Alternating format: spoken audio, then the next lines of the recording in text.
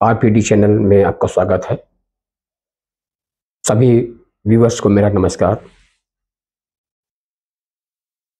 दोस्तों, इजरायल और ईरान का वार दिन प्रतिदिन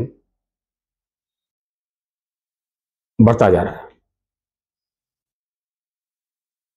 इजरायल ने पिछले शुक्रवार को के मॉर्निंग में, रात में जो भी उस पर अटैक किया, उस अटैक के बाद से इजरायल को रिटेलिएशन की थी, रिटेलिएशन करेगा, लेकिन रिटेलिएशन के बाद ये रिटेलिएशन कंटिन्यू रहेगा, इसकी उम्मीद उसे नहीं थी। जैसे पीछे भी कई बार इजरायल और ईरान में अटैक हुआ, एक दूसरे पर अटैक करके फिर शांत हो गए, लेकिन इस बार ऐसा नहीं हुआ। रीजन है कि इस बार को जो इजरायल का अटैक रहा ईरान के ऊपर, वो बहुत ही ज्यादा मासिव था। मासिव इसलिए कि इस जो फ्राइडे में जो अटैक किया गया, उसमें यह रिपोर्ट किया गया कि ईरान के कई मिलिट्री कमांडर्स, टॉप जनरल्स और न्यूक्लियर साइंटिस्ट को मार दिया गया। इसके अलावा उनके मिलिट्री इंस्टॉलेशंस पर और न्यूक्लियर इंस्टॉलेशन पर अटैक किया गया। तो नातांज न्यूक्लियर मटेरियल फैसिलिटी का जो सेंटर है, जिसमें न्यूक्लियर आर्सेनल्स, न्यूक्लियर वेपन्स बनाने की पूरी उनको ये था कि यहां पर बन रहा है, उन्होंने उस पर पिन पॉइंट किया, अटैक किया। लेकिन उसके बाद से 7-8 घंटे के बाद जो इजरायल ने अटैक किया, जो ईरान ने अटैक किया, वो भी बहुत ज्यादा भयंकर था। उसमें तो बताया गया कि कम लॉस हुआ, क्योंकि इजरायल के आयरन डोम सिस्टम ने ऊपर उसको हवा में नष्ट कर दिया। लेकिन जो सेकंड वेव जो आया वहां से, ईरान से, ड्रोन्स का, मिसाइल्स का, उसने इजरायल में बहुत तबाही की। आज सुबह ईरान की तीसरी मिसाइल और ड्रोन्स की बरसात हुई, जिसमें Tel Aviv, Haifa port, Ben Gurion airport, जो काफी नॉर्थ और सेंट्रल एरिया के थे उसमें, इजरायल के, उसमें काफी ज्यादा नुकसान हुआ, loss of life and property both. और इसकी पुष्टि इजरायली जो समाचार एजेंसी ने भी कर दी है। अब बात सोचने की यह है, क्या 4 दिन हो गए, अभी तक किसी की तरफ से कोई वार बंद होने की या कोई सीज फायर की कोई गुंजाइश नहीं लगती है? क्या इसके पीछे, क्या इन दोनों कंट्री के पीछे किसी का हाथ नहीं है? बिल्कुल, परोक्ष रूप से इन दोनों कंट्री के साथ और कंट्रीज भी जुड़ गए हैं, क्योंकि सामने नहीं आना चाहते, तो परोक्ष रूप से इन दोनों कंट्रीज की हेल्प कर रहे हैं। इसके पीछे मकसद स्ट्रेटेजिकली यह है कि यूएसए का मिडिल ईस्ट में जो से है, जो वर्चस्व है, उसको खत्म किया जाए।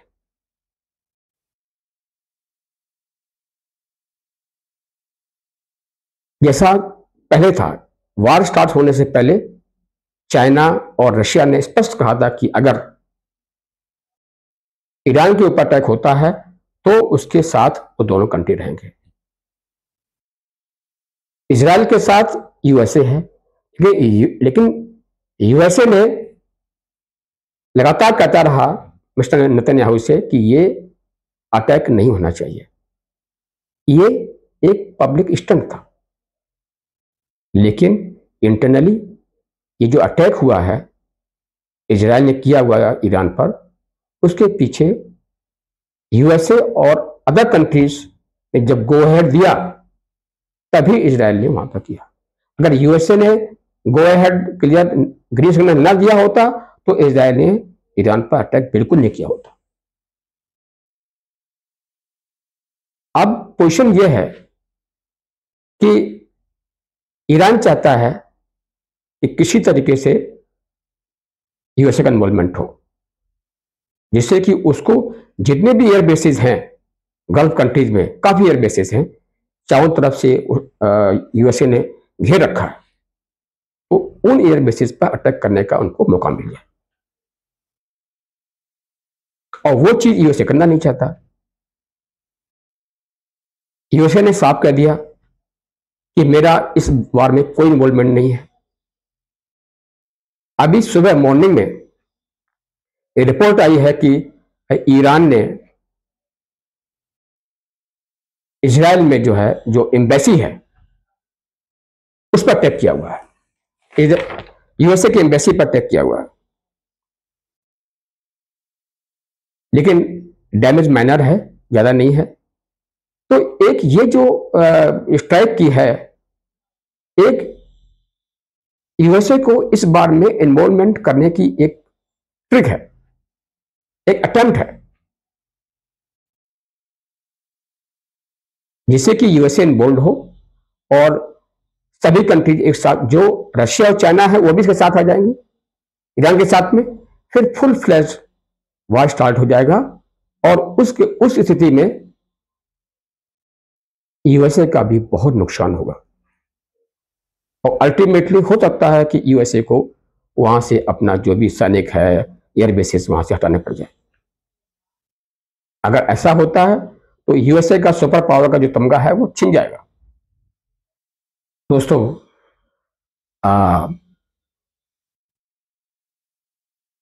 इजराइल ने किस तरीके से इतना पिन पॉइंट अटैक करके ईरान से वापस आ गए, इसके पीछे मोसाद जो एस्पियोनेज एजेंसी है, जो खुफिया उनका जो तंत्र है, उसमें कई महीनों पहले या कुछ दिन पहले ईरान में इन्फिल्ट्रेट करके वहां पर जितने भी लोकेशंस थे साइंटिस्ट के, न्यूक्लियर इंस्टॉलेशंस के, उनके टॉप जनरल आर्मी वगैरह के, सभी के लोकेशंस लेकर के, इवन ड्रोन्स भी अंदर ले गए थे। ये पूरी जानकारी उन्होंने आर्मी को दी। जानकारी देने के बाद उससे पहले ड्रोन से जितना भी एयर डिफेंस सिस्टम था ईरान का सब डिस्ट्रॉय करके इजराइल के प्लेन अंदर गए और ईरान में सभी को पिन पॉइंट अटैक करके, चाहे वो टॉप जनरल हो, आर्मी के ऑफिसर्स हों, या फिर न्यूक्लियर साइंटिस्ट हो, या उनकी न्यूक्लियर फैसिलिटी नातांज सेंटर हो, उनको पिन पॉइंट अटैक करके बिना किसी नुकसान के वापस आ गए।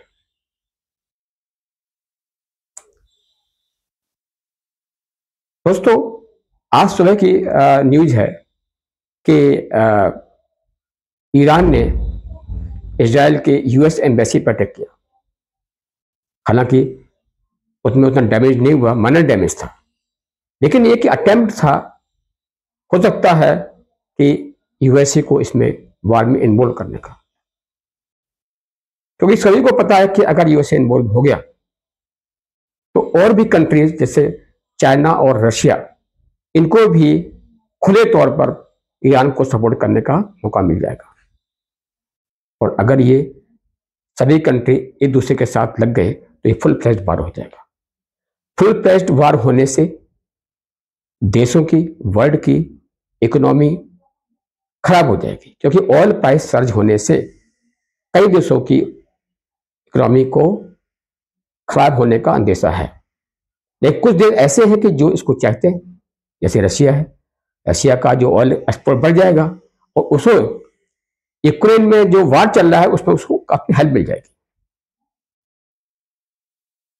इसके अलावा आज G7 लीडर में जो अभी मिस्टर ट्रंप पार्टिसिपेट करने जा रहे थे, किसी पत्रकार ने उनसे पूछा इजराइल और ईरान के वार के बारे में, तो उन्होंने कहा कि ये वार कभी कभी हो जाता है, इसके बाद से जो न्यूक्लियर डील होने की संभावना बहुत अच्छी हो जाएगी। अरे भाई, ये क्या गुड़ियों का खेल है? इतना इमेच्योर स्टेटमेंट इस सुपर पावर के प्रेसिडेंट से उम्मीद नहीं कर सकती। ये फाइनेंशियल एक्सप्रेस जो पेपर है उसकी न्यूज है।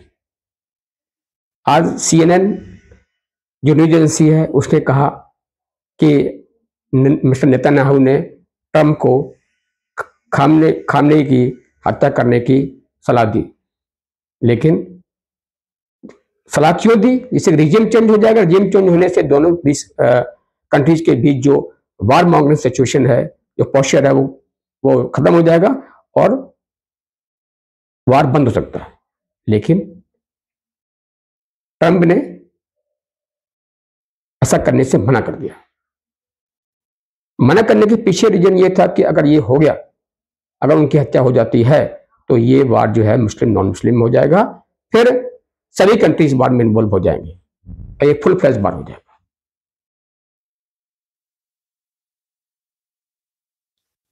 दोस्तों देखते हैं कि दोनों कंट्रीज के वार चल रहा है।